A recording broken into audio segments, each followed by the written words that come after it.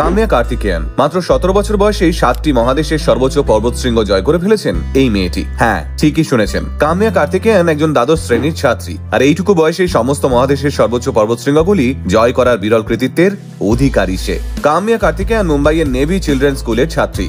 তার পিতা এস কার্তিকেয়ান ভারতীয় নৌবাহিনীর একজন ডেকোরেটেড অফিসার। কাম্যা খুব ছোট বয়সেই বাবার সঙ্গে বিভিন্ন পর্বতশৃঙ্গে এক্সপেডিশনে যেত। অনেক ছোট বয়সেই পর্বত আরোহণের সমস্ত কৌশল রপ্ত করে ফেলেছিল কাম্যা। কাম্যার পিতা যেহেতু একজন ভারতীয় নৌবাহিনীর কমান্ডার, তাই কাম্যাকে তিনি আর্মি স্কুলেই ভর্তি করে দিয়েছিলেন। অন্যদিকে এস কার্তিকেয়ানের পাহাড়ে চড়ার নেশাও প্রবল, তাই প্রত্যেক বছর একটি নির্দিষ্ট সময়ে তিনি পর্বত আরোহণে যেতেন এবং সঙ্গে তার মেয়ে কাম্যাকেও নিয়ে যেতেন।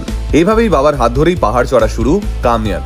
সম্প্রতি বাবা মেয়ের এই জুটি পৃথিবীর সর্বোচ্চ শৃঙ্গ এভারেস্ট জয় করে ফেলেছেন। আর এই কৃতিত্বের পর কাম্যা কার্তিকেয়ান বর্তমানে পৃথিবীর দ্বিতীয় সর্বকনিষ্ঠ মেয়ে হিসেবে এভারেস্টের চূড়ায় পা রেখেছেন। ভারতীয় হিসেবে তিনি সবথেকে কম বয়সে এভারেস্ট জয় করার কৃতিত্ব অর্জন করলেন।